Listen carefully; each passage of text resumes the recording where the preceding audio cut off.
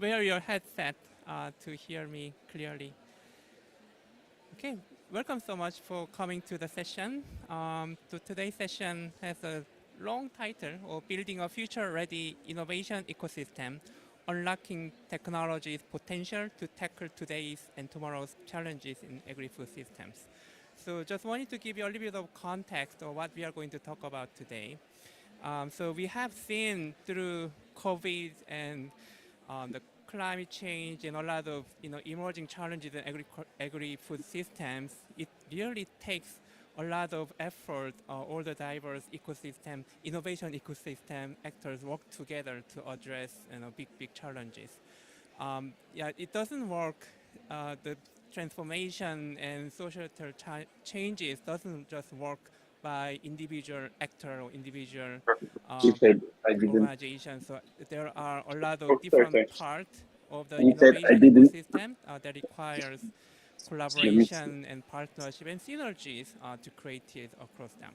So yeah, we are going to talk about what has been working and what has been the successful model of such innovation ecosystem, and also whether such model that has been working okay and has been found successful will be also um, you know ready to tackle global challenges like climate change we are all here together today to talk about. For example, in CGIAR, I've been leading one of the research initiatives called Digital Innovation for last 3 years. And we defined 5 areas in this digital innovation ecosystem that really needed additional research and boost to make such change happen. So we have been working on digital divide. We realized at the beginning of this initiative, not all the technologies really benefit the people who need uh, who need them the most. Like for example, rural population and marginalized population in developing countries. So we had dedicated research area on that. We have been also working on monitoring system for food systems. Not a lot of data and like early warning systems are accessible or utilized in developing world by the stakeholders that we really care about. So we have been improving such systems to localize all this information in agri-food system. So we have been also working on platforms and services. There are lots of tools in agri-food sector, but how many of them are really making impact and utilized by farmers on the ground in remote, again, rural communities. There are a lot of a little bit of skepticism and questions around this. So we have been trying to develop sustainable and win-win business models that can really unlock the potential of those things. So those are just examples of when you just go one step further, how complex these innovation ecosystems are really across this agri-food system. And we are going to talk about that in 5 different angles today. So I'm happy to introduce our speakers. Okay. So, give me a second. So I'm going to introduce speakers just one by one today. We have one speaker online who is Rikin Gandhi. We don't see him here, but I know he joined online. So he's based in California. He couldn't be here in person, but it's like 2 a.m. over there. So Rikin, thanks so much for coming, joining online. Rikin is the co-founder and executive director of Digital Green. And yeah, previously he has been working at Microsoft Research and has been working on agricultural development issues and challenges.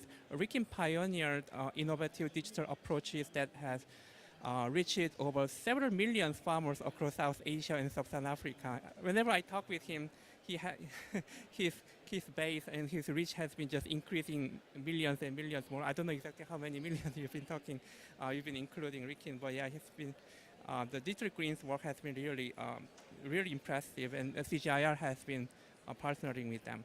And then currently, Digital Green has been also at the forefront of integrating AI with community-led solutions, ensuring technology directly to serve farmers' needs, including farmer.chat with the Gen AI-based chatbot.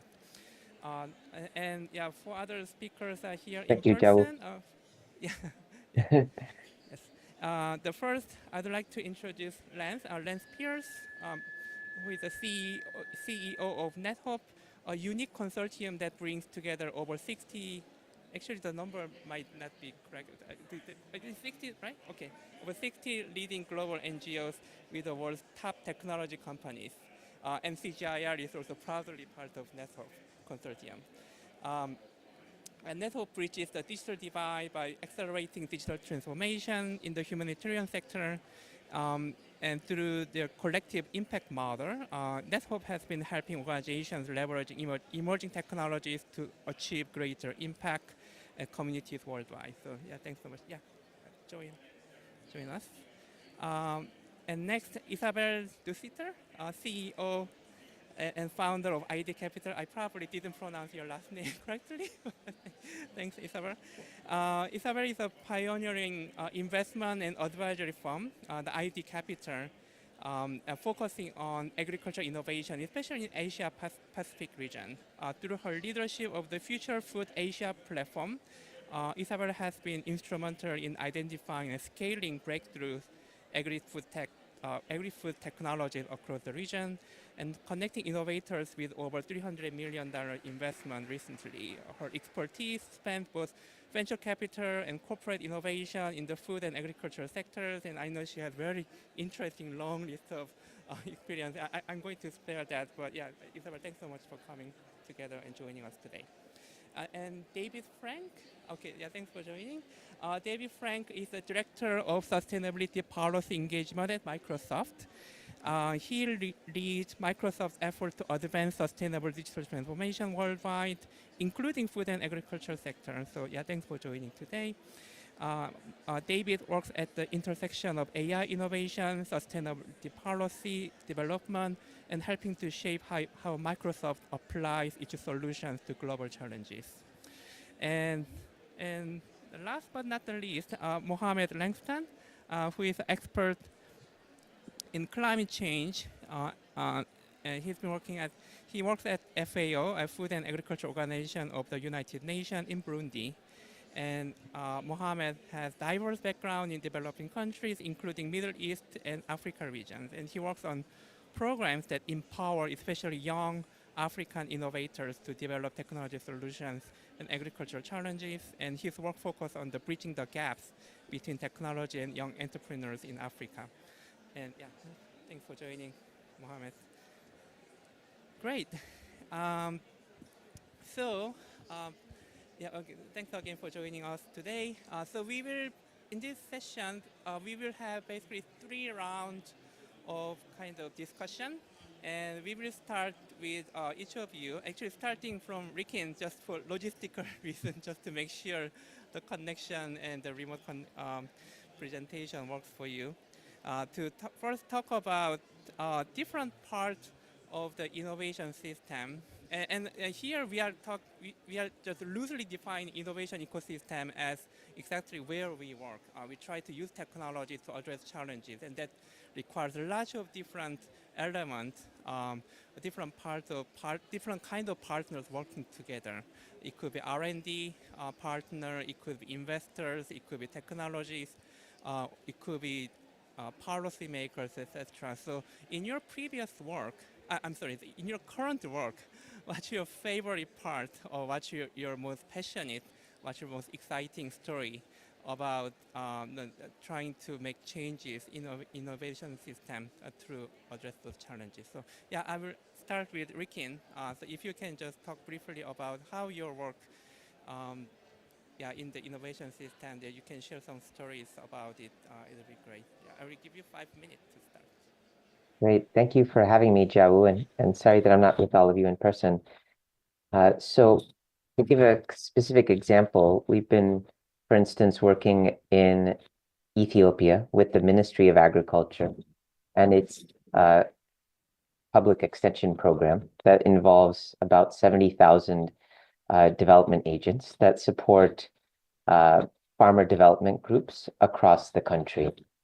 And historically, they promoted various types of fertilizer recommendations, but there were challenges associated with being able to get access, given the limited availability and affordability of those fertilizers, and in addition to some of the challenges of climate change.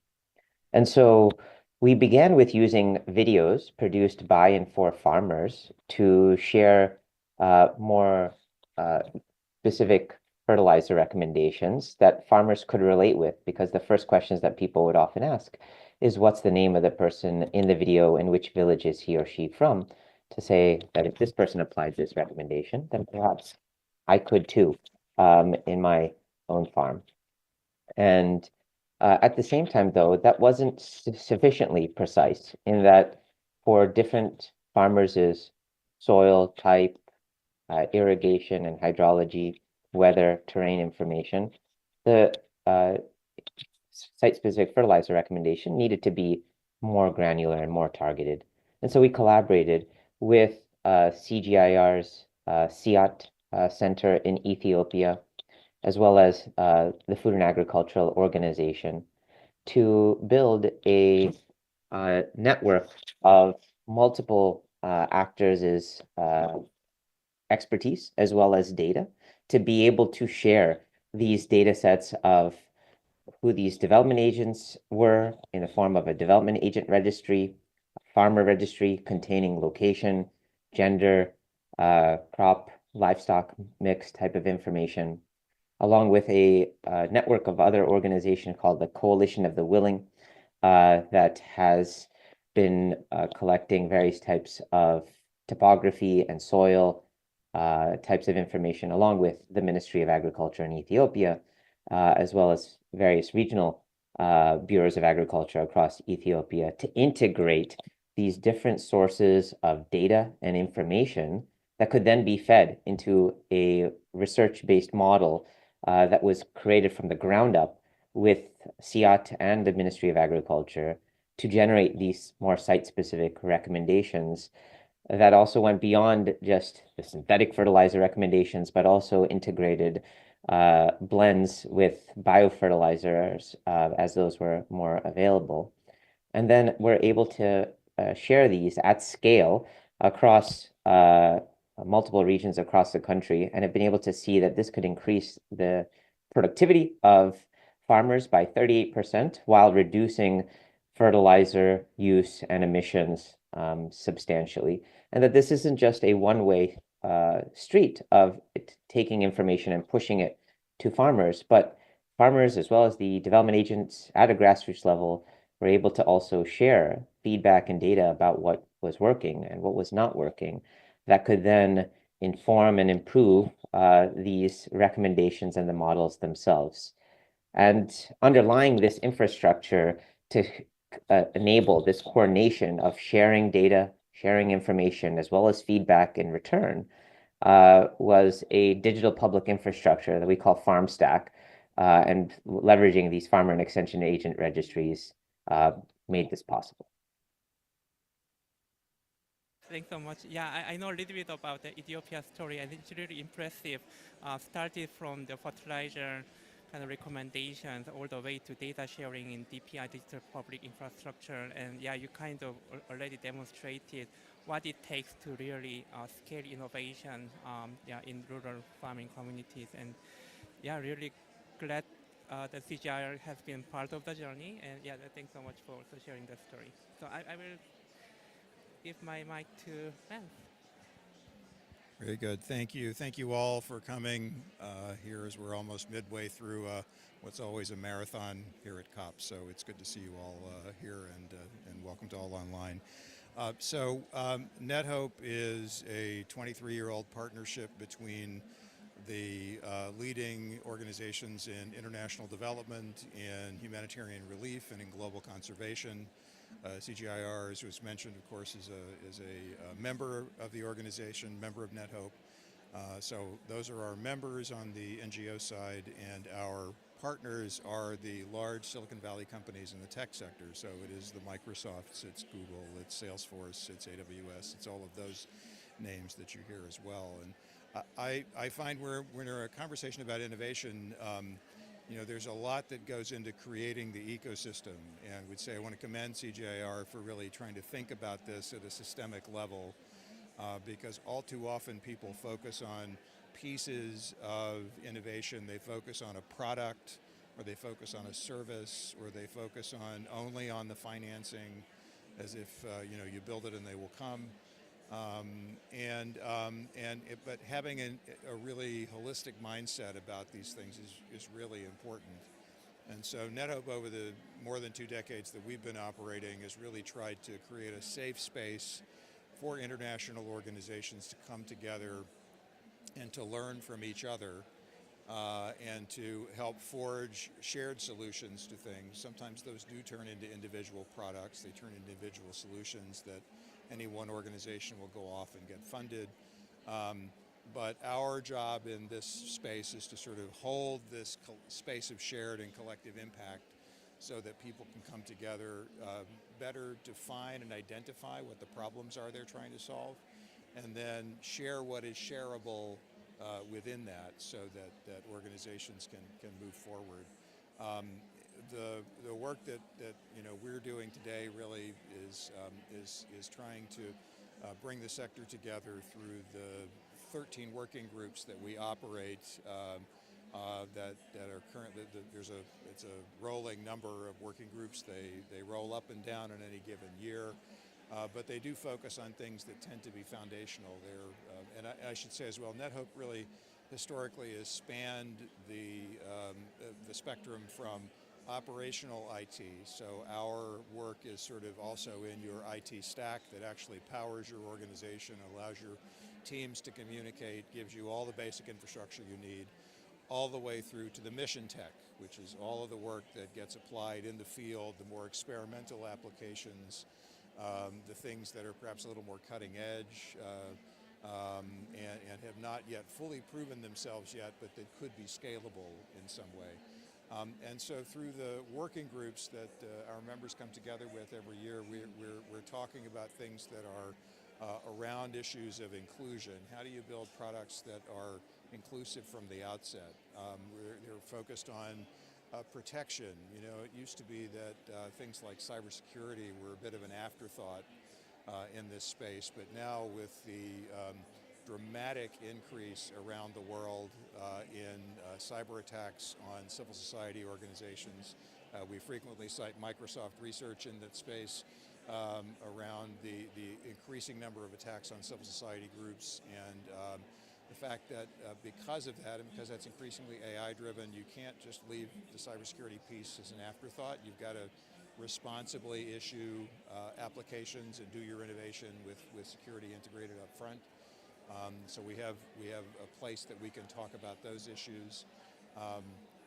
Here at COP, certainly the climate resiliency piece is paramount, because that's the envelope in which all of our work is getting done. And so particularly when you think about an issue like food security, in a stable climate, you've got one set of problems really which have sort of beset human beings for thousands of years. And in a changing climate, you've got those problems compounded or shifting in greater emphasis or lesser emphasis in any given year, or sometimes in any given harvest cycle. So finding the way in which you can sort of situate the technology appropriately within that kind of problem set or issue set is key, and I think is going to be key to innovation. When we really think about this changing environment and what that's going to do to vulnerable people, really all the people that we're trying to serve here, in addition to the bigger dialogue here at COP around mitigation, around emissions reductions and all that. When we think about the lives of real people, we're going to need to find ways to make sure that our innovation really meets those direct human needs for farmers, for people working in agriculture, for people who are providing those agriculture services and so on. So we provide the space to really talk about that, work that out, and we think what that does then is that gives you a more complete landscape in which to innovate. I think what's terrific about working with a partner like CGIAR is that you all are all starting to think about that, and you see more of that kind of system level thinking here. It used to be here at COP, there tended to be a very reductionist way of thinking about it. Again, it all resolved down to a molecule in the atmosphere that we had to control and manage. And that's true, we do. But we've also got to think about the people who are living in that space of the changing climate. And if we don't situate our innovation there, then we're really not going to succeed in the way that we could. And I think this holistic space of conversation that you're trying to cultivate is really going to be critical. We have always tried to do that at NetHope, and we're always looking for partnerships to try to do more of that. Yeah, I really appreciated that. I didn't know much about NetHope until a few years ago, but yeah, one thing I was also happy to be part of NetHope Summit a few weeks ago in Washington, D.C., and it was impressive how much, I mean, with so much diverse background and different business across this sector, but all the challenges we've been talking about are pretty much well aligned. The climate change is a challenge for every sector, the inclusivity and ethical AI and a lot of responsible innovation. I think we found a lot of commonality across all these network member organizations, so it was really a great kind of example of how much synergies we can really create in this diverse kind of business ecosystem in network organization. Okay, great. I will hand it over to Isabel. Thank you, Jehu. My story started about in 2014 on the wake of relocating to Singapore. Long story made short, but I had seen a couple of investment opportunities as a private venture investor, and a relatively small one. And it so happened that in 2014 I invested in my first food tech startup without trying to call it food tech, but it is what it was. It was insect farming to produce alternative forms of proteins and fats. Then I made a second one, both of them in Europe, although I was based in Singapore and intending to stay in the region as long as possible. And then for 2 deals I've made, I realized that there were so many others and so many problems to solve, but also so many solutions. So suddenly I started to wake up to the opportunity. And I had already incorporated my business, but I was trying to find a direction that would be more meaningful and impactful on the long term. And it came to me like, oh, literally on a plate. The future of food is a big challenge, is a big stake for all of us. And technology can help in many different places. And by the way, it's not as if the word technology was something extremely obscure. The world was living and breathing technology. So I thought maybe food tech and agri-tech can be just another investment vertical, as we call it. I like this kind of notion of a silo. A vertical is a slice of the investment landscape in the venture capital lingo. And I tried to socialize the idea to see whether it could become the destination of my business one way or the other. The business model was not set. To my big surprise, the EEG signal when I was talking to different people was flat-ish, not completely flat. But back in 2014, when I was talking about agri-tech, some people had heard about Monsanto acquiring the Climate Corps for a hefty sum of money, so the eyes were sparkling. But that was it. And that was in the US, of course, nothing in Asia. Netherlands, Israel, maybe a little bit, but not for us, kind of sentiment.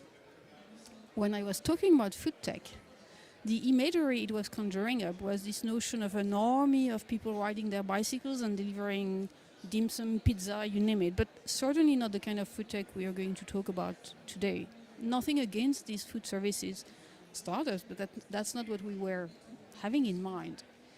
So I really took an ecosystem building approach from the beginning, not out of genius, just because I realized that if I wanted to double down in that space, the jigsaw puzzle was literally so patchy, with so few people understanding what it takes, and it takes a village, to build all these solutions, that I would be very isolated and clearly not able to lift all this by myself.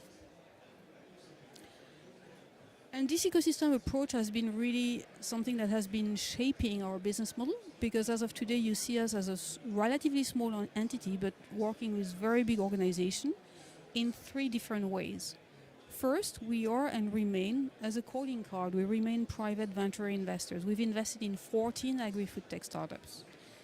half of them are clearly digital startups, or they are both biotech enabled and digitally savvy.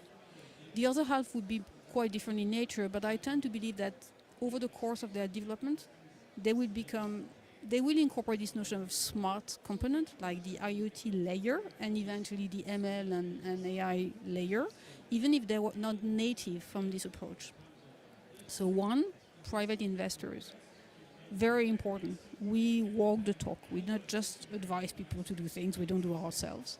Then we realize that unless we sit on the shoulders of giants, the impact we can have will be absolutely minimal. And then honestly, I would call it a nice hobby, but certainly not a business. Then the impact, the recipe for me was very simple.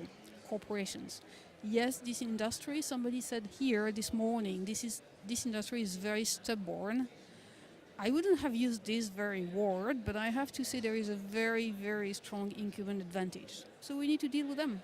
We are not going to fight against them. And by the way, they do a very commendable job in bringing affordable food to the many, maybe not enough, maybe not in the right way in terms of environmental impact, but they've done a great job. So we developed an advisory and consulting practice helping large entities, starting with multinational corporations in food and agri, get access to early stage innovation, the one that is so fragile that if you apply your multinational corporate lenses to them, you kill them. Because time is money for them, and you cannot just think through them as if it were just another new product launch or a new initiative within a big organization. On the wake of it came a relationship with governments and also with larger investors, the one who they would prefer to put 200 million than 20, and 20 rather than 2 million. And last but not least, and that's probably something I wanted to mention before getting into it, we are talking about ecosystems. I would like to invite a comparison, since we are borrowing a term that is very, very rich, very loaded. We are borrowing it from nature and from biology. Let's think about what biomimicry could teach us. And there are countless examples, but let's take for 1 second the coral reefs. I'm no expert, but I know for one fact that it's one of the most diverse and rich ecosystems. And it's made of very small organisms and much bigger ones. And that is what I have in mind for the agri-food tech ecosystem. We need a very small, we need a very big. They don't naturally live together. Let's try to force it nicely a little bit, and it would be fantastic. By the way, I said force, and it's exactly the opposite of what I have in mind, because that's my last point. If you want to build an ecosystem, don't forget it needs to be, as much as possible, fun, nice, pleasant, attractive. You're not just going to evangelize people telling them, this is such a big problem. Every morning you should feel guilty about not waking up and thinking of it. There needs to be a component that makes people stick together and be happy to be here today, as I am very happy to be with you today. So we created a startup competition, we created a conference, and it's been a game changer. Since then, things have blossomed, and I will tell you more in a minute. Okay, thanks so much. Yeah, so very rich stories. Exactly. So I think that there are a lot of things that we can follow up. Thanks so much for sharing this amazing point. And then, yeah. Thank you, and sharing your enthusiasm for being here. So thank you for the opportunity. So as already introduced, I'm David Frank from Microsoft, and I think a good place to start is what our company's mission statement is and how we think about that in terms of technology. So it's to empower every person and organization on the planet to achieve more, and that's about how they use our technology to deliver on their objectives and deal with big and small challenges. And within Microsoft, we've got a team called the AI for Good team, and as it sort of suggests, they think about how you apply our technology to address some of the world's big societal challenges. And obviously, we're all gathered here today, or this week in Baku at COP29, addressing one of the biggest sort of societal challenges we all face in our respective communities. And so they're thinking about how they use AI to sort of address that. And partnerships are key to that. So we've heard already know about our partnership there. We're very proud of our partnership with CGIAR, sorry, and there are others in that space. And to sort of give a few examples of what that means, we've got teams based in Kenya who are working with the Kenyan Space Agency to think about how you use satellite imagery to look at land use, to understand the challenges there from changing climate, what that means for feeding growing young communities there, or how the land use in times of adverse weather, what that mean for farmers, and then the impact on public health on the malnutrition side. And these are all things we're very proud of, but they're partnership led, and I think that's the final point I want to make. No one organisation, and we feel this passionately, has all the answers, and especially when you're sort of dealing with challenges at community level, it's really important that the communities impacted are part of those conversations, because obviously they know the challenges they're facing better than we do, but they'll also bring ideas to the table that then our technology can help execute and deliver on. So looking forward to the conversation and learning from others here. Thank you. Okay, yeah, thanks so much. Thank you so much, Ku, for the opportunity to speak here, and I want to thank my co-panelists. So as he said earlier, I am Mohamed Langston Jang, a climate change expert with FAO, and today I'm going to be presenting you with our initiative called Reboot the Earth, which is a global initiative by FAO that mobilizes youth to develop tech-driven solutions tackling climate change and enhancing agri-food system. We know the potential of youth. We have to tap into that. That's what I wanted to start with. So our program provides mentorship, training, and resources to young innovators, fostering a generation of entrepreneurs equipped to lead sustainable environmental action. So with an emphasis on mobilizing young leaders to bring fresh ideas and sustainable solutions to agri-food system through a series of worldwide hackathons. I want to give a concrete example, because through FAO I've had the chance to work in East Jerusalem, for West Bank. Now I am working for Burundi. Before that I was working in the headquarters. And as part of my practical experience, what I want to say is, when you give the opportunity to youth to make a positive impact, and not at the level where we're just discussing ideas, we're just talking, but to bring them to the table and involve them, you see real change. In West Bank, we had a project where we were working with youth. We empowered them, and they had so many ideas at the local level. They had ideas at the national level, and they were able to bring about that positive change that we keep talking about. Going back to the Reboot the Earth, our key objectives are empowering youth innovators, so equipping young entrepreneurs with skills, mentorship, and resources to design impactful solutions, advancing digital innovation, to utilize technology to transform agri-food system with scalable, sustainable solution, and also to promote cross-country collaboration. This is a very important point, because we talk about collaboration, but we have to reach the maximum, the most vulnerable communities around the world need to be reached. And most often than not, they are forgotten. So what we can do is connecting people through promotion of cross-country collaboration. Then again, with Reboot the Earth, we have implemented programs in Morocco, Ethiopia, India, and the United States, leveraging diverse local ecosystems to support youth-driven climate and agri-food innovations.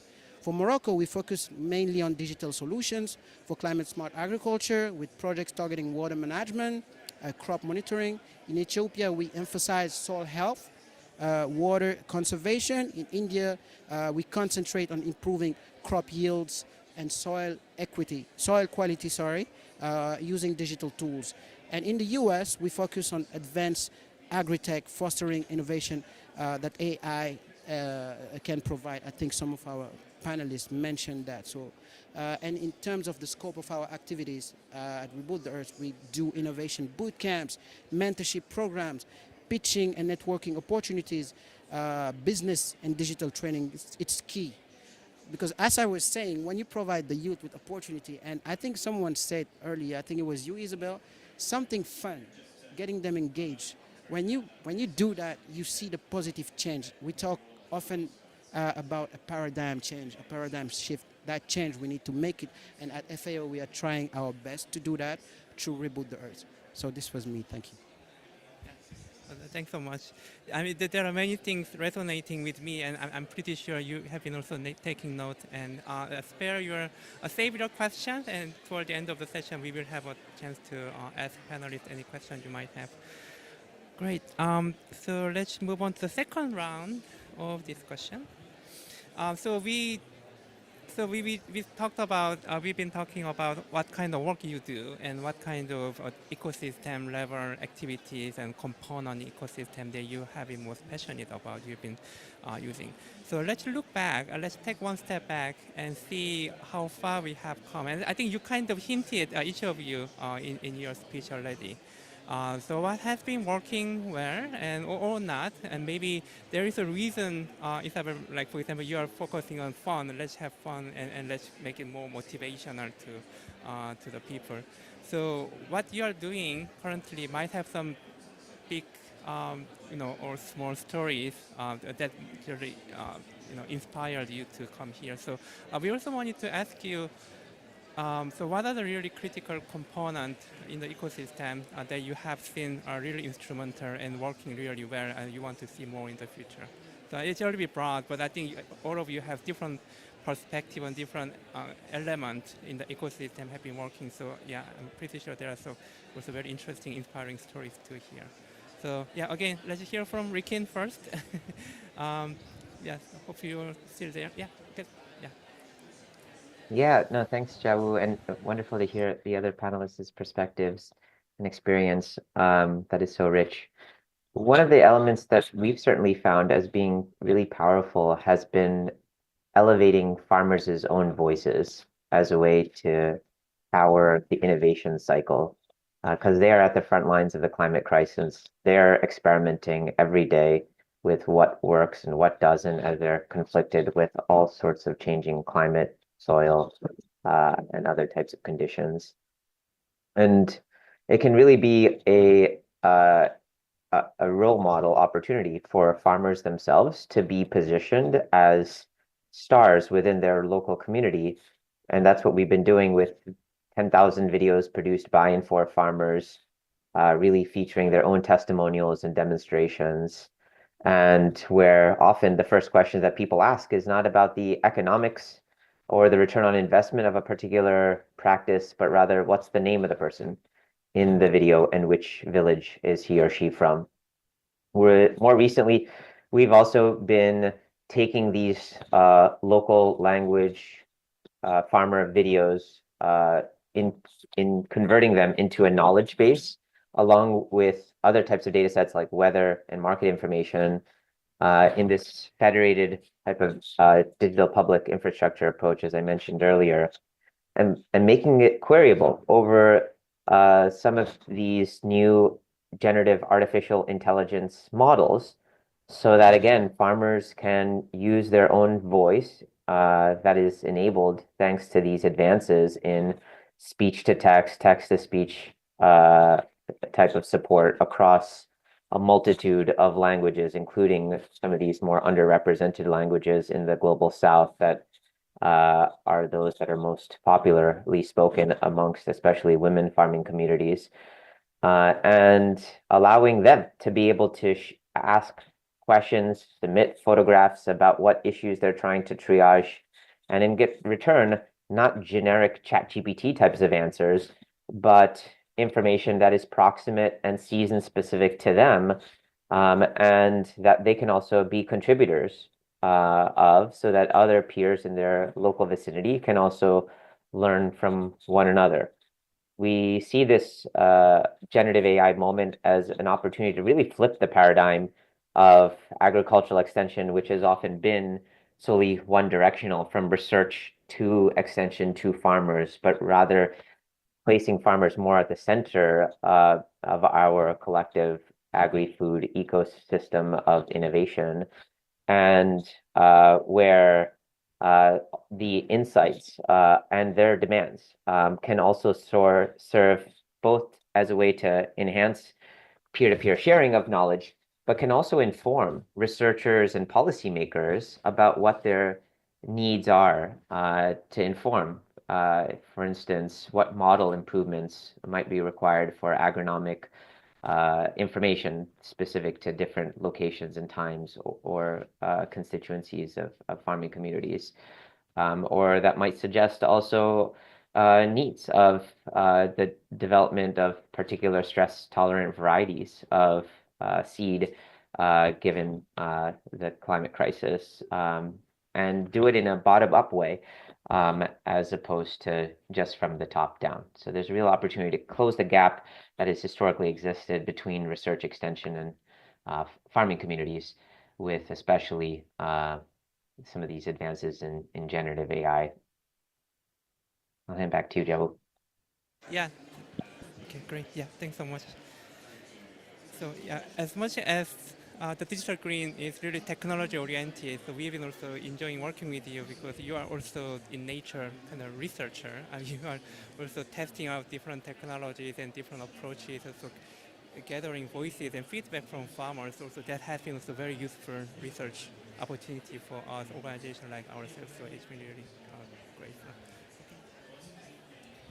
Yeah, great. Thank you. Those are great examples. I think there, what we see there are, I think, two fallacies that we find it in innovation. We like to push back on for people who are not as familiar with the sector. One is the idea that not-for-profit or social good or social impact applications are totally different from commercial applications, and that's really not true. If you're going to create an innovation ecosystem, the things that a commercial product needs are pretty much the same things that a not-for-profit impact model needs. And so it's not somehow a lesser product, it's an equally complex product, and I think people don't always appreciate that. And in order to get to good results and good outcomes, you within that you really need to prioritize creating a space of trust, a space of trust, a space of open communication, a space of open and sometimes difficult feedback in order to get to the innovations that work and to get to the ones that have the kind of impact that we know that people want and that are really the purpose of being here. And I think then the other fallacy that we hear is that that sometimes these that the resources needs are different, or that somehow that there's not a lot of innovation somehow in the not-for-profit space, that somehow serving people is a less creative activity than what's going on in the commercial space, and that's also not true. There's really an enormous amount of creativity going into thinking about how do you use, develop, deploy technology for social good, for environmental good. The not-for-profit space is an enormous well of creativity. It just doesn't always have the resources to do the same thing that commercial ventures have. And so reminding people of that, talking to people about that creativity is a very, very important thing that is a fallacy we need to overcome to let people know that the thought that's going into these human service or applications or products or services is every bit the equal, if not in some cases greater than what's happening in the commercial space. And I want to, the NetHope ecosystem has really produced in itself a number of successful products and services. Maybe I'll just give you a couple of examples there that do pertain to food in particular. One of our members, Global Communities, for example, has an application called AfriScout, which is focused on pastoralists in Africa, and it's an optimization application, right, where you can go and look for, if you're a pastoralist, and if you've got power, you've got connectivity, you can actually use the application to help find better forage for your flocks that you tend, so you can move around. It saves pastoralists time. It actually means that they get better outcomes with their herds because their herds are getting more food, more water easily. Very simple idea. It does have some precursor requirements. You have to have power, you've got to have charge, you've got to have connectivity. So those are basic infrastructure things that we do need. But an example of innovation by an NGO that's popped up and that is really working. And another one focused on youth, and this time it's in the Philippines, by NetHope member Plan International. And by the way, I'm so delighted that we've got somebody working actively with youth organizations here on the panel. You don't hear that often enough, frankly, here at COP. And as someone much wiser than me once said, is that we don't own the earth today, we merely borrow it from our descendants and the people who are going to live here after us, and I think that's true. And in this case, this application developed by Plan International called Hopetown Hero really is an application that teaches kids about local aspects of food production. But the innovative piece of it is that it's GPS enabled. So it actually looks at food production in your location. It gives you, if you're a young person living in a particular place where food production has its own particular kind of twists and turns and uniqueness, it allows you to learn about what it's like to become a farmer in that particular area. And so that's another type of creative activity that's really come up out of the NetHope community. There are many, many more to share in that regard, but I think we need to really embrace the creativity, give the not-for-profit sector the kind of benefit that the private sector applications have had for such a long time around encouraging innovation, funding innovation, supporting innovation. We're going to get to better human health outcomes, better human food outcomes, better environmental outcomes, better climate outcomes all around if we really prioritize that and take it seriously. Thank you. When it comes to contributing to ecosystems, interestingly, initially I observed and kind of took whatever I could take from ecosystems, and then gradually the turn my business took pushed us to conceptualize what ecosystems can be and should be. So the theory is a bit always the same. It's aggregation of different stakeholders of all sizes that are mutually beneficial, and they work together and they collaborate. But you know enough of the, I think it's called the Liebig law of minimum, and interestingly it was coined by, I think it was an agronomic expert in 1840, saying that an ecosystem, a living organism, will thrive, but its growth will be limited by the limiting factor. Nutrient, water, sunlight, you name it. Ecosystems are just the same. So if you just go back to the textbook theory, whereby you need government agencies creating the incentives, you need the regulatory bodies creating the frameworks, you need the large companies buying, off-taking and bringing to market, you need the medium companies to be more agile and regional, you need the small companies, you need innovators, you need the academia, you need the infrastructure, whether it's a digital or physical one. I think everything is true, but once you've said this, you've just facing a very, very high level of complexity, and it's a little bit of a paralysis analysis mode that I was hit by. And then interestingly, after 2 years of running Future Food Asia, we always claimed the platform was Pan-Asia Pacific. Not that we've turned every stone. There are still countries in Asia that I'm ashamed to say I never visited. But we've been quite deep and wide, from Korea, Cambodia, of course India and China, New Zealand, Philippines, Pakistan. We realized that, funny enough, 3-4 governments came to us and said, we've seen what you've done in Singapore. Well, it was hosted in Singapore. It was not a pure Singapore initiative. Although the government was very much behind, because it was supportive of a vision that thought that these initiatives would be providing the livelihoods and the jobs of the future. But long story short, it was not a Singapore-centric initiative. 3-4 governments from Asia came to us and said, we've seen this, it's great. Can you bring it to our own country? I said, yeah, we could, but it doesn't change the equation. Then they came and they said, could you bring this very promising startup from my neighbor? Could you bring it to my country? And then we started to raise a hand and said, hey, hang on, it's a zero-sum game. you're not creating any value. You're just snapping the one from your neighbor. We don't want to be part of this. It's of no use. So gradually we went one step further because it was really an invitation to work with them and have an impact. And we've learned how to work with government agencies, which was not my natural bent of mine. I'm coming from the private sector. And we realized that building an ecosystem is art and science. The science is relatively simple, I have to say. The art is into bringing all these small components together and going back to the Liebig law, being very aware of your strengths and your weaknesses. Your strengths is what you can shine for, what you can be known for, and your weaknesses will be your limiting factor. If you ask people around, very often they'll tell you we all lack funding. If you take a by-country approach, they'll tell you we have everything, we just lack funding and investors. Bring in the investors. I don't agree with this. Yes, for some countries it's a very rare resource, but sometimes it's not really this.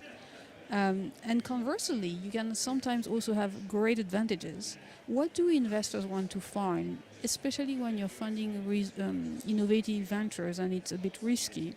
They want to see what's called in the language a moat, defensibility. Defensibility can be IP, can be patent, can be technology, but can be also an unfair advantage, like having access to resources of certain nature that are of certain value for an innovation. And this is where devil lies in details. Take countries like Thailand and Malaysia, Southeast Asia, relatively close, relatively similar when you don't know so much the landscape. Even these two countries, they can shine very differently. I give you an example. Up to 4 years ago, I believe, in Thailand, a founder, whether in agri-tech or in any other vertical, could not get stock options. The regulatory framework was not in place. How do you want to incentivize founders to take every risk, even on their personal life, if they cannot have this kind of upside eventually with maybe the odds of converting maybe one person, not more than this? So gradually we came to realize that if everybody could just be aware of their strengths and work on their limiting factors, we would have a more interesting ecosystem. But just bear with me for 1 second. A more solid and better cemented ecosystem for me in the end means cutthroat competition. The best ones are extremely competitive, not to say ruthless, but borderline ruthless. The best one you would know of, or inevitably will think about the Silicon Valley, but we'll also think about Shenzhen as being the hardware, the Silicon Valley for hardware. Cutthroat competition. Usually we think that scale matters, but there is a message of hope. First, coming from Singapore, where if Singapore is one thing, it's a testament that small can make a difference. I would like to say that, of course, once you've said Silicon Valley is a benchmark, Shenzhen is a benchmark, then you go to Bangalore, next one. But if you do the ranking of the very, very efficient innovation ecosystem, next behind you will find, not very far behind, you'll find Berlin. Not a gigantic city, you will find Stockholm, you will find Helsinki, for different reasons, not in agri-food tech. So again, it's about leveraging. And what we see at the moment emerging from multiple countries from the Middle East, above and beyond Israel, who's been out there in agri-tech for decades, is an extremely interesting impetus to build these ecosystems from the ground up. And I think it's very, very promising.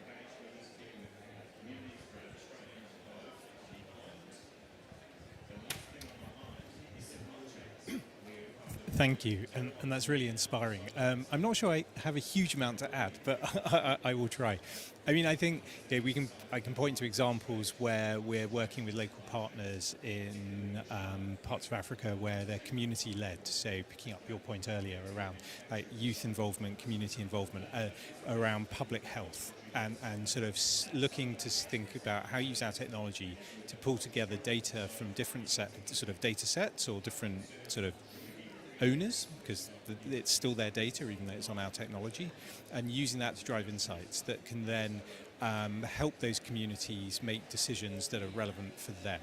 And that for us is key, like how you use it to empower people. And then competition absolutely drives innovation. I mean, we work in a very competitive sector.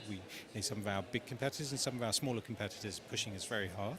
And I think that also helps. But recognizing that this competition gets you so far, like, but you've got to then think further. Like, you've got to think about, like, actually what's the positive role your technology can play, and then how you use that in partnership to deliver on that. So there's sort of example I think in Kenya where we've sort of developed using AI and our technology, developed a dashboard to spot malnutrition hotspots, to sort of empower local community leaders and local health leaders to sort of understand what's happening and think about where intervention is required in a timely manner, and that can give an early signal that there may be a problem, or it sort of just reinforces a sort of sense of the community knows there's something there, but this actually gives them the hard data then to sort of really drill into it and understand more. Thank you. For this point, I want to highlight two very important aspects, which are youth engagement and entrepreneurial support. So Reboot the Earth supports youth engagement through various means. Innovation challenges that bring together youth from diverse backgrounds, like I was saying earlier, connection, collaboration. Collaborative partnership with private and public sectors, NGOs, academic institutions, and it highlights the success stories or case studies from past Reboot stories, connecting them with new members. So that means, in practical terms, scalable solutions that support the growth of youth-led climate initiative capable of addressing climate challenges at local, national, and international level, and also increase youth engagement. So we're talking about building a committed generation of young leaders committed with skills to drive sustainable innovation in agri-food system. We're also talking about cross-border impact, like we said earlier, fostering collaborative climate action.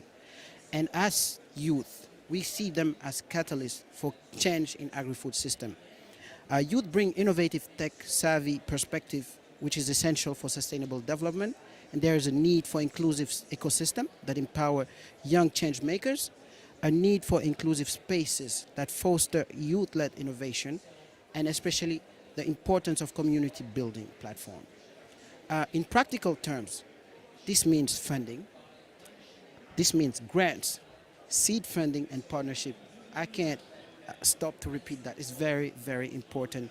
But when we talk about the need for funding, we also talk about networking, giving youth an opportunity to network out there in the international scale. And we try to do that through the hackathons, giving them access to industry leaders, showcasing how Reboot the Earth provide these resources and connection. And we believe in partnership and climate and exchange for success. So inclusiveness means social and economic stability for youth. And to give a very, very concrete example, relevant to when I was based in Jerusalem, I was working on a project on West Bank that was focusing on green jobs. And we saw that through this project, when you give an opportunity to the youth and you equip them with knowledge, with expertise, with skills, techniques, they are able to create change. And capacities of more than 400 young Palestinians in the West Bank were involved directly in this project. It went from greenhouse, renewable energies, always linked to innovation and youth innovation, climate, but we saw the impact and we want to repeat the need for collaboration, the need for vocational training centers, and this is what we're trying to achieve through this Reboot the Earth. And we can't stop but urge for more collaboration on that. Thank you. Great. Thanks so much for all these very inspiring stories and really lessons learned and shared. I took the list of a long list of things starting from farmers' voices and creativity, coming from safe space for collaboration and different types of expertise and multidisciplinary approaches, trust in the ecosystem and competitiveness. But it's necessary to really bring out the best innovation, and the limiting factor is not always the funding, but just identifying and addressing that is really enabling youth engagement and also partnership at all levels. I think there is a kind of common theme here that, again, just validating the our main kind of topic of the hour is that uh, ecosystem approach is really needed to address challenges as big as climate change. So no, thanks so much for contributing your ideas and sharing your stories, and this is excellent. So just one last round of uh, your speech. We wanted to hear from what you see the next. So SDG, the global goals, have timeline, very specific timeline 2030, which is just, yeah, strikingly only few years away. And yeah, there has been a lot of talk even in this COP, like, are we there yet? And actually there are a lot less enthusiasm, or yeah, I think people are not really optimistic anymore or reaching so much significant achievement by SDG. But what does that mean? What leaves that us? So what is the really critical priorities that you think in your respective areas that you wanted to mention? So given what you have been working on, then what you see as the opportunities and what you identify as the priority, what's really critical priority for the next 5 to 6 years, especially in this climate change context? And also hear from you any call to action from your respective area, what you really want to share with our audience today. Here in person in COP conference and also online audience who will be watching this video later. So again, I'm sorry, starting from Rikin, just one last time. Sure. Yeah, I do think that, yeah, obviously the SDGs are at risk, and there's a real need to think about how we can increase the efficiency and scale of addressing, obviously, the climate crisis while supporting the livelihoods of these youth and women farming communities around the world. What we've found with digital technology is that we can really increase the efficiency. Our use of videos was able to increase the cost effectiveness of existing agricultural development programs by a factor of 10x. With this generative AI moment that we're in, we're seeing the already the cost reducing by a factor of 100x. And being able to, as I said, flip the paradigm of extension so that farmers can be more at the center.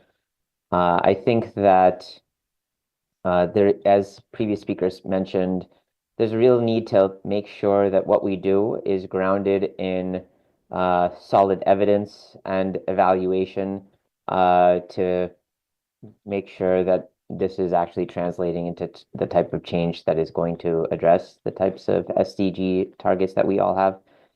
But on the other hand, at this same time, we need to create the enabling an environment so that not every organization necessarily needs to have all the same expertise.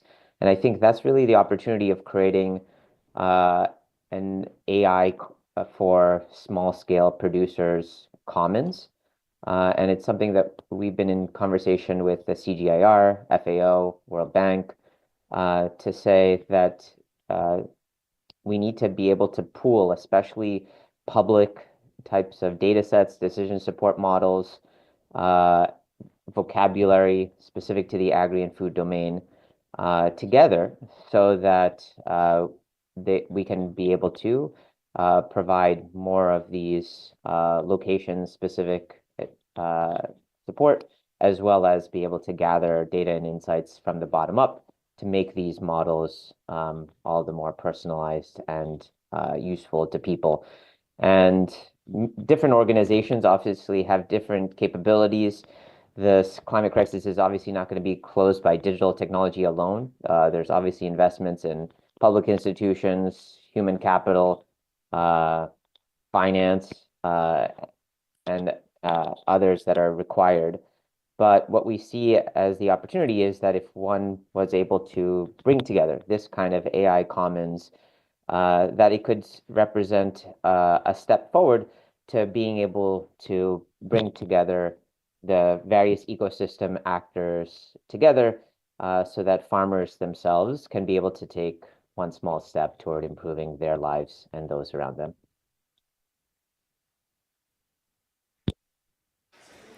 Thank you. So maybe this time, yours. Yeah. Thank you. So for this part, I would say that the most important thing for us, the crucial thing is to promote and upscale actions to global communities, reaching the most needed in rural areas. We are also mentioning innovation and entrepreneurship, building synergies and connection between innovation and green jobs, and reaching the most needed. So exchange and partnerships are key for success. Expanding global reach to touch more youth and from a more diverse background. I think Reboot the Earth is already doing that. We have programs all around the world, but we want to expand.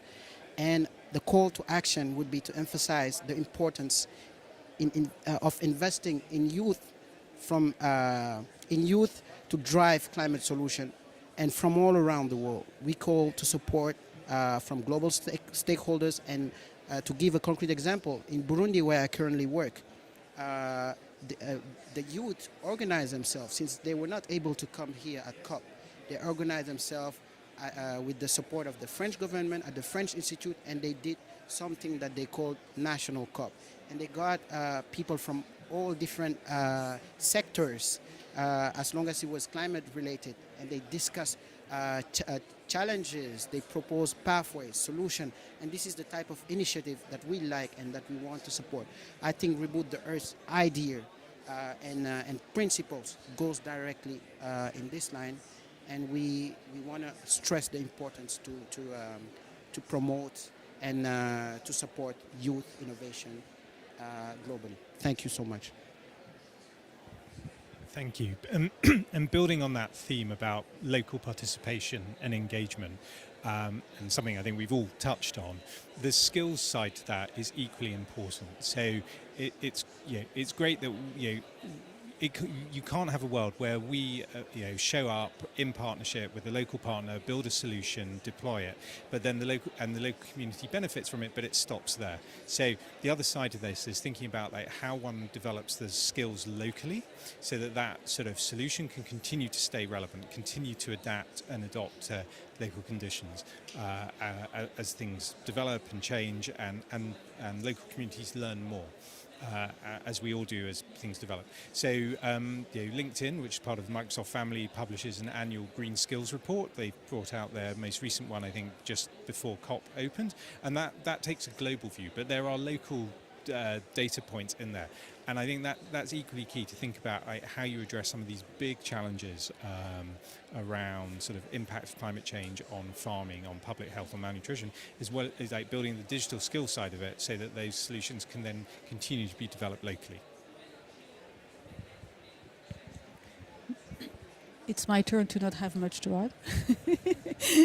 But I would like to rebound on one of your points where you said that actually many initiatives are very promising at the beginning, and then they fall flat. Like it's as if they were needing so much maintenance to remain alive that it defeats the purpose.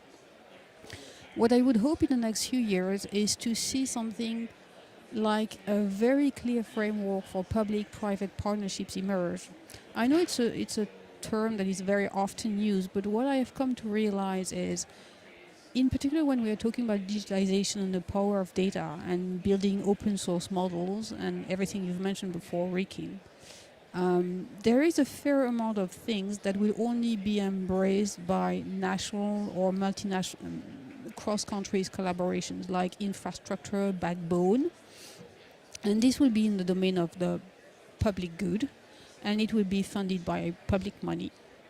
But I also know that every country, every innovation agency dreams about nurturing their own unicorn startup, their own success stories. And I'm very interested, not to say obsessed, by this difficult articulation between what belongs to the remit of the public sector and the private sector.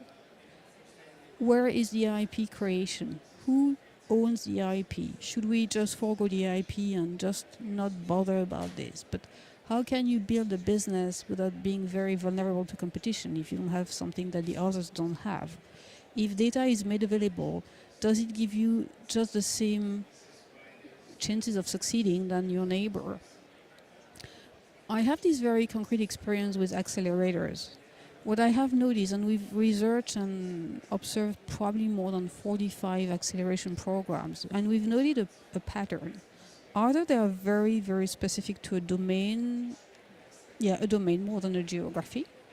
And one of their downsides is that they deliver the same piece of advice, the same network, the same connection, the same things to a bunch of competitors to be, in essence. So yes, they're very sharp in their recommendation, but it's for the benefit of the entire cohort, time and time again. So in the end, the same people, time 10, time 12 each time, end up talking to the same guys on the other side.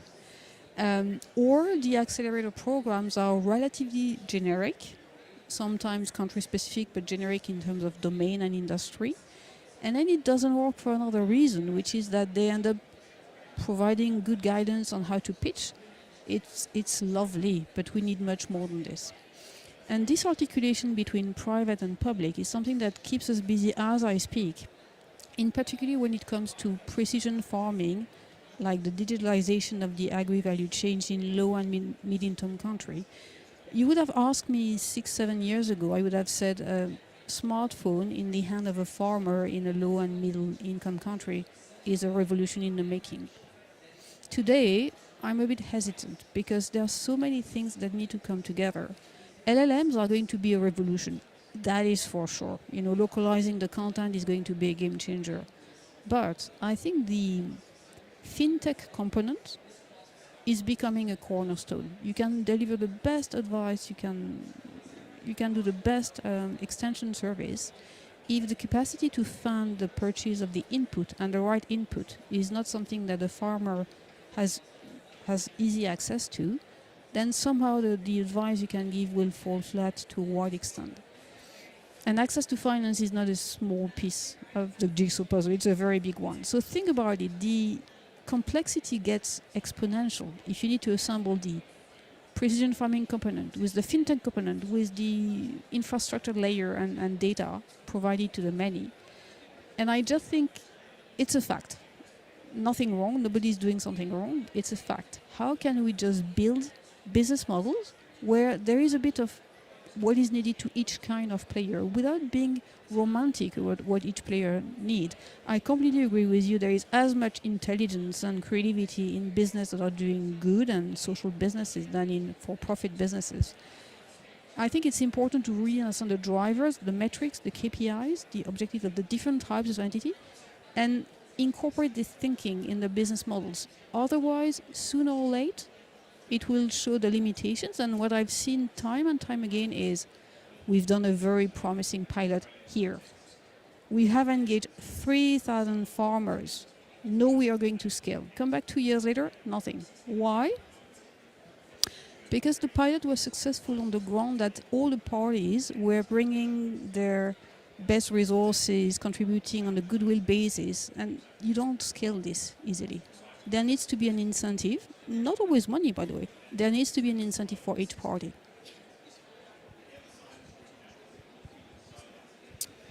Well, thank you very much. Really great observations, and I think what I might have to say in summary, I think touches a lot of these themes. I mean, again, part of our role in the world is to create the enabling space that leads to innovation. We helped encourage innovation, but we also try to create that enabling space as well.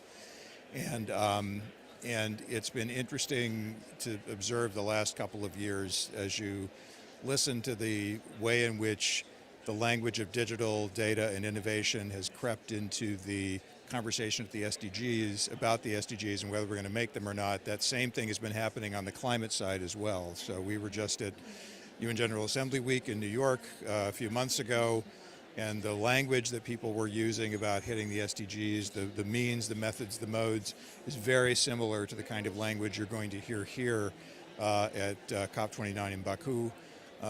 And so clearly people have woken up to the potential and the power of these things. When we at NetHope did our strategic plan a couple of years ago, we actually looked at the 2030 goals, because most of our membership are anchored in those in one way or another, and there's a parallel, of course, with the Paris Climate Agreement track, that the way in which those are sort of syncing up and referencing one another. And we, in our research, identified sort of 5 foundational themes that are going to be key to helping create the enabling conditions for this innovation ecosystem.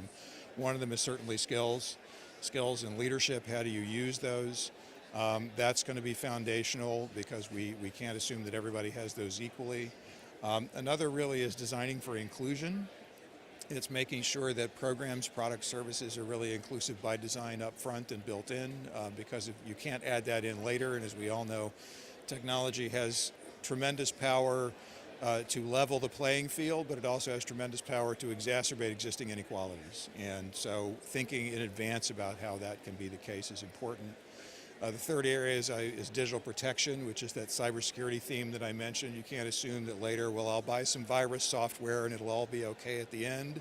You have to design up front with that in mind, especially as more and more people begin to use these in environments where that are not behind someone's firewall. And so that's really critical because there are threat actors out there that actually are trying to steal people's data and trying to disrupt their lives for various reasons. And if we're going to be providers of technology or helping people provide technology, we have to have that in mind as well. And the third area is innovation and AI. And that's something that is coming upon us all very quickly. And we need to be able to create a space where we can help people upskill on that, onboard that, take that on board, understand how to use it, how to incorporate it from the get-go, because all these technologies are changing so quickly that they will be with us before you know it, and they already are. And so that's a factor that we can't, again, leave for the aftermath. We've got to think about that as part of our use case, our problem definition, all of those things, our solution definition. And the last area that we're going to be working on in the next few years is digital and data for climate resiliency. And that's its own case in many instances, but it's also increasingly the envelope in which all of us are going to operate. And so we have to really think about all of these things as an integrated whole. It's part of the enabling environment, but also if we're grounded in that, we're going to make better products. We're going to help entrepreneurs make better products. We're going to help people understand what the real needs are and design products that are really going to be more likely to be effective. And nobody thinks that technology is going to all by itself make up for the lost ground that we have in the SDGs and in the Paris Climate Agreement. But everyone's in agreement that if we're going to make up as much lost ground as we can, technology is going to be pivotal to doing that. And so we need to really all embrace that and lean into that, because that's going to be really critical for the next few years of work that we're all going to do together. And as we think about what the potential for this is, we see that there are tens of thousands of local NGOs. So this is that localization theme. There are tens and thousands of local organizations who are, in fact, that last mile, last kilometer of aid delivery around the world. They are pillars of the local economy. They are job providers. They are the engines of innovation in local communities. We need to be doing everything we can do to be supporting them. And we, through the NetHope network, really the full delivery chain of aid, are going to be taking that sort of lens on how do we help encourage innovation, how do we help encourage people. We think that those tens of thousands of local NGOs are incredibly important. There are reasons why people talk about localization and they say, well, we can't really deploy the resources to do it.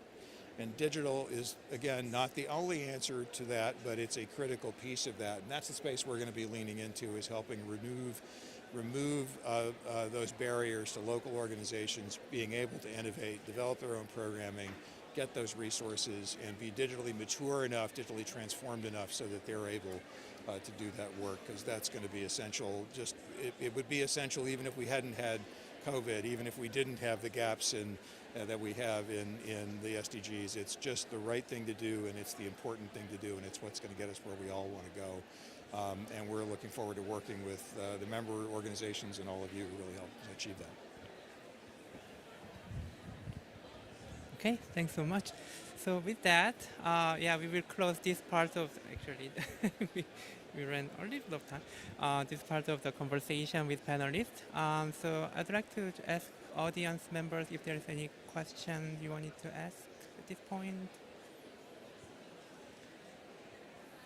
Okay, if not, for the interest of time, so let me introduce my last speaker of the day.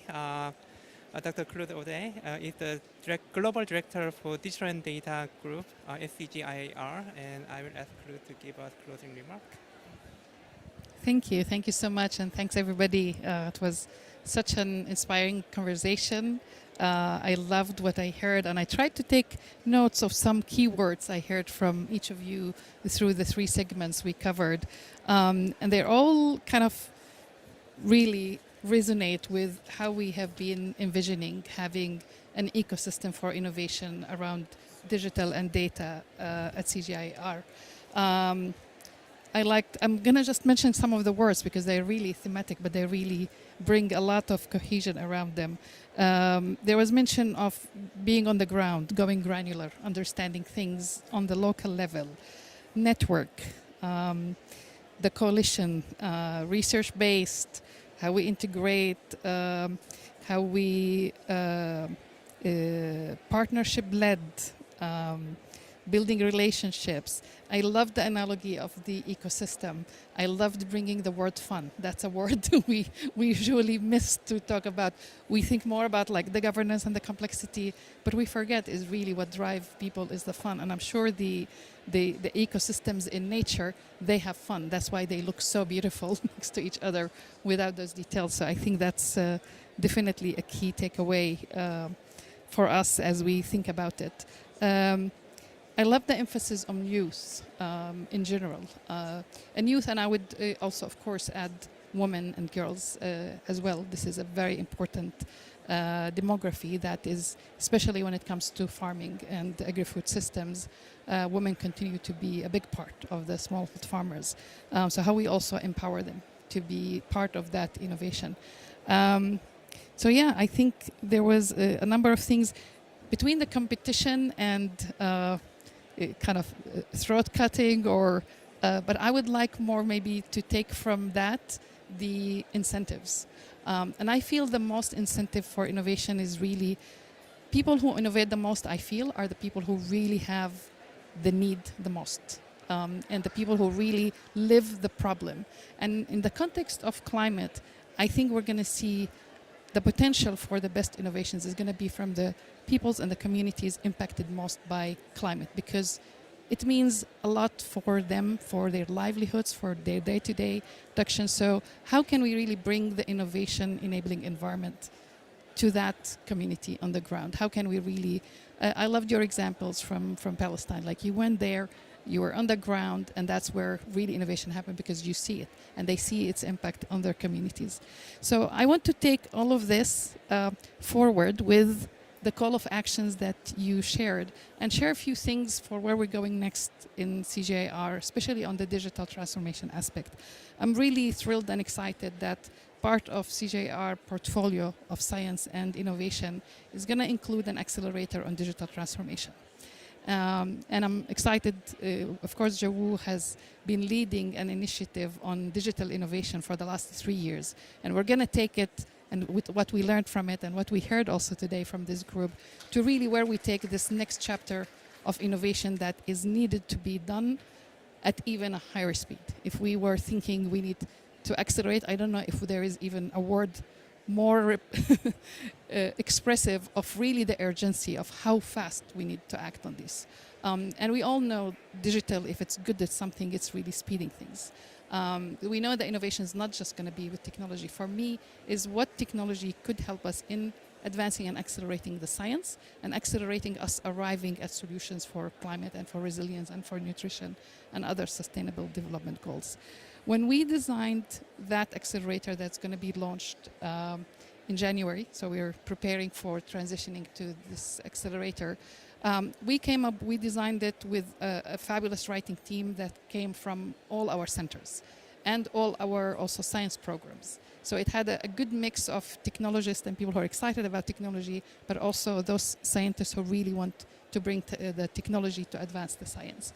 And we landed at 4 key pillars for that accelerator. One of them is really the data ecosystem, because we realized without the data we cannot really do much. Data explains the problem. Data has also the key to finding solutions. So we realized data is going to be an anchor that we have to really figure it out and make our data AI ready and fair and connected, etc. And the second pillar is what we call the digital lab. And this is where we hope all this kind of innovative ideas and solutions to the problems we identify will be driven and scaled. And the third pillar is what we call a digital future, because we have to continuously research and look of what's happening, what's really the need, how it's shifting and changing, and what could technology tomorrow mean for the problems we're trying to solve. But the third element is really what we called it the enabling environment, because we realize what we're trying to do is big, and without a proper enabling environment, we cannot advance. And part of that enabling environment is, of course, the digital core, the infrastructure needed, the capacity, the skills, the best practices, what we call it the center of excellence. How can we really make sure we learn from the innovation models? We learn from how to build a good business plan, how to really take a product approach, how to do human-centered design, etc.